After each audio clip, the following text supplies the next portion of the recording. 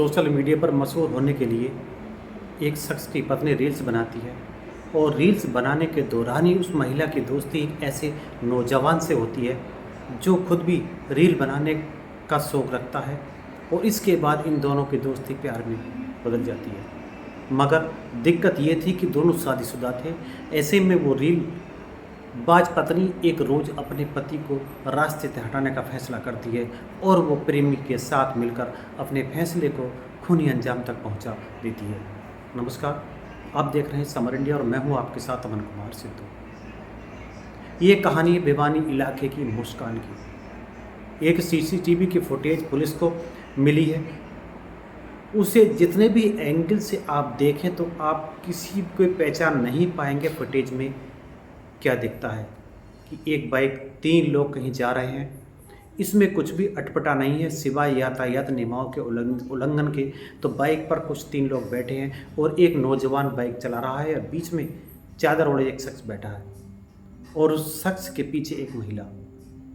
मगर जो बीच में बैठा शख्स है असल में वो एक लाश है, यानी कि एक बॉडी है और जिसे बैग बिठाकर ले जाया जा रहा है, जबकि बाइक चलाने वाली आशिक है और बॉडी को पकड़ पीछे बैठी उस बॉडी की पत्नी।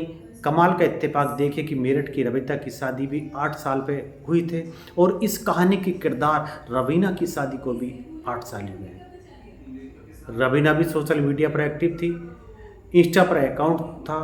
तो रवीना तो बाकायदा रील बनाती थी और रवीना ने अपने पति अमित का गला घोट कर मारा था और रवीना ने भी अपने पति प्रवीण का गला घोट दिया था।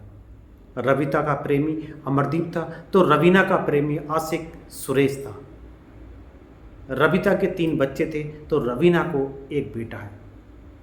भिवानी का प्रवीण 25 मार्च को अचानक घर से गायब हो जाता है। वो भी अपने घर से घर वाले ढूंढते हैं पर कहीं उसका कोई सुराग नहीं मिलता और इसी बीच 29 मार्च को लोकल अखबार में एक लावारिस लाश के नाले में बरामद होने की खबर छपती है। कपड़ों का हुलिया प्रवीण से मिल रहा था। फौरन घर वाले मुर्दा घर पहुंचते हैं और वो लाश सचमुच में पहचानते हैं तो प्रवीण की थी। अब पुलिस मामले की तफ्तीश शुरू करती है और कोई सुराग नहीं मिलता है। तो इसके बाद जब पुलिस प्रवीण के घर के आसपास लगे सीसीटीवी कैमरों की फुटेज खंगालती है तो एक अजीब बात पता चलती है कि 25 मार्च को रवीना घर जाते हुए तो कैमरे में नज़र आती है मगर घर से बाहर निकलते दिखाई नहीं देती। जबकि 25 मार्च के बाद से अगले 3 दिन तक वो घर पे थी ही नहीं और इसी के बाद एक सीसीटीवी फुटेज कैमरे पर पुलिस फोकस करती है क्योंकि 25 मार्च की देर रात की ही वो तस्वीर थी।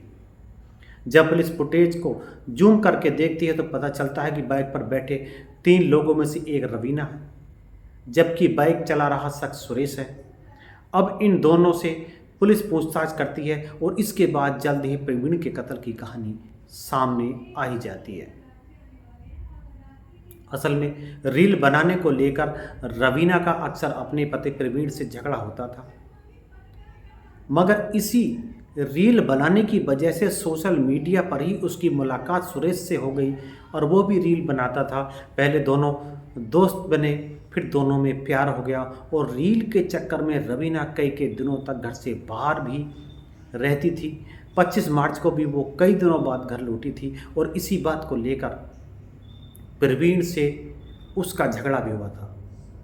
इसी झगड़े के फौरन बाद रवीना ने सुरेश को फ़ोन कर देर रात अपने घर बुलाया और फिर दोनों ने मिलकर सोते हुए प्रवीण का गला घोट दिया और इसके बाद लाश को ठिकाने लगाने के लिए दोनों देर रात ही घर से निकले और उन्होंने एक चादर ली और लाश को चादर में ढककर बाइक पर बिठा दिया और रवीना खुद लाश को पकड़कर पीछे बैठ गई जबकि सुरेश बाइक चलाने लगा और फिर दोनों ने एक सुनसान जगह पर बॉडी को एक नाले में फेंक दिया और दोनों शहर से निकल भागे।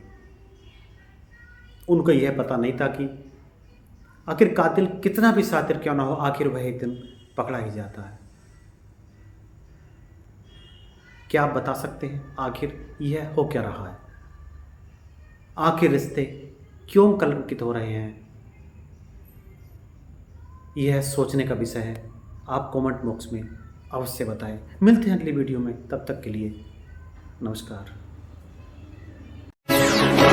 भारतीय स्वाभिमान और शौर्य का उद्घोष, राजनीतिक मुद्दों से लेकर जनता के हितों की बात अब होगी नई उम्मीद के साथ। बदलते नए भारत की सोच, समर इंडिया, यही तो